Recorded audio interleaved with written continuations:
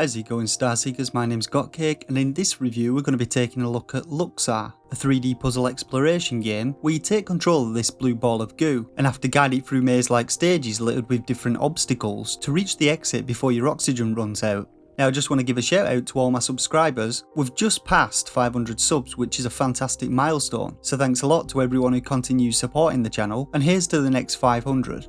So when we first start the game, the main menu of Luxar gives us two choices. Firstly, we can check out the options, which has the usual suspects: gamma to adjust the brightness, volume and language options, and a vector option which toggles the arrows showing the direction in which you're moving on and off. Back at the main menu, our only other option is to begin a new game. Here we see the game's first level called Birth, and we can switch between different difficulties using our L and R bumpers. We can also see 3 bonus objectives we can attempt to complete, and each level in the game has these, though as far as I'm aware there's no reward for completing them. So beginning each level we get an animation which acts partly as the game's storyline and tells us what to expect in the level. This first level acts as a tutorial, and as we begin moving our blob with the left analog stick, we encounter this shiny gold guide drone which acts as our guide for the first few stages, and we follow it through the level. First, we're taught about the oxygen meter displayed as a blue line at the top of the screen. This slowly depletes as we move through the level, and we can find these blue orbs scattered about the levels which will refill our oxygen.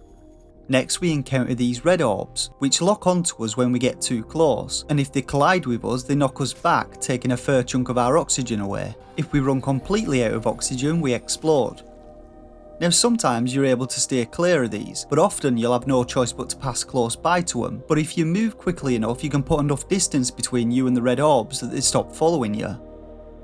Further into the level we learn about the game's second movement mechanic, which enables us to move back and forth between the foreground and the background. This can be done either with the triggers or the right analog stick, with the latter being the easiest option. Now you'll find as you play the game that this 3-dimensional movement is a bit of a pain to get used to. The camera moves around as you move, and this often makes it difficult to judge your exact location in space. This often makes getting through tight gaps or past some objects quite a laborious act, and when you're working against the clock this is the last thing that you want.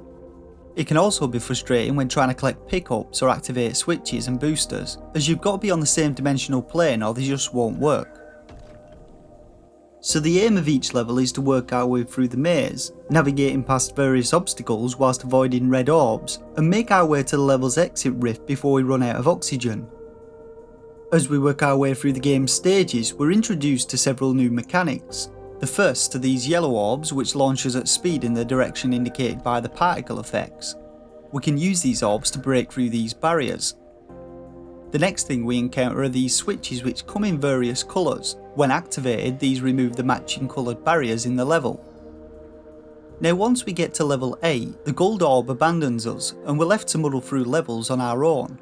We can collect these green orbs which we can activate to give us a view of the map, which allows us to see our location and the location of switches and objects, and we can manipulate the map zooming in and out to work out a route through the level. Now here comes my first major gripe with the game. Even though you're given these large open levels with multiple routes through them, there's really only one correct route due to the time constraints that oxygen puts on you. This 8th level is a prime example, as there's this big rotating central section which takes a lifetime to come back round to you if you miss it, and I often ran out of oxygen whilst waiting for it. After about 10 attempts at the level, I finally worked out a route where I was able to retain enough oxygen to complete the level. So basically once your drone disappears, you end up just trying different routes, dying over and over until you work out the one route the game wants you to follow, and once the levels get bigger, restarting from the very beginning of it after dying really tests your patience. Now there are these green looking gusts that appear to guide you after you've failed the level once, but these tend to take you in several different directions, and you're often concentrating too much on navigating around obstacles or trying to find oxygen orbs to pay attention to them.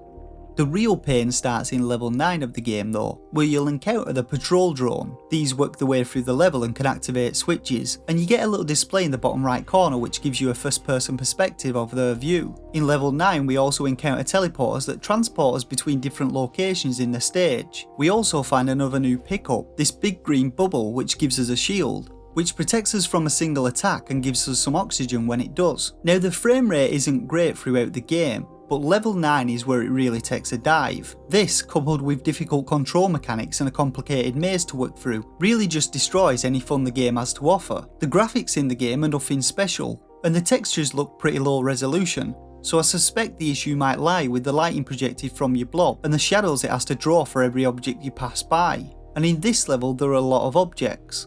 So after about 20 attempts I finally got through the level. After activating the purple switch which opens the exit barrier to the stage and several other barriers, I actually managed to stumble through the rest of the stage, but not before I was caught by the drone in one of my attempts.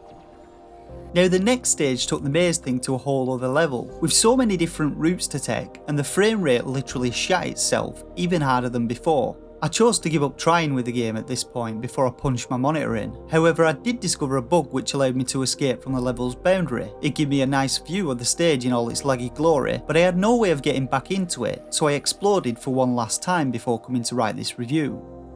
So when it comes to my gameplay experience with Luxar, I first want to say that the game's concept was quite interesting. It tried something different with its approach, and had the camera remained fixed at a certain angle, the controls may have worked a little better. As it was though, I found judging my depth an issue, especially when trying to move quickly through areas or avoid and escape red orbs. The game's mechanics weren't bad. I did however feel they could have done so much more with exploration had there not been such an emphasis put on oxygen depletion and stumbling blindly through complicated mazes. They could, for example, have introduced a lot more environmental hazards for you to carefully navigate your way through, which would have made for much more interesting and varied gameplay as opposed to having to rush your way through levels as fast as possible. The issues with the frame rate were just the tipping point for me. This turned the game from a frustrating but playable game to an unplayable laggy mess. I mean, surely they tested it before release and knew it wasn't up to scratch, but I guess like a lot of indie game developers, they either ran out of time or money and decided to release the game anyway. Now I did find that the game actually performs better in handheld mode, but like many people, the majority of my Switch gaming is in docked mode.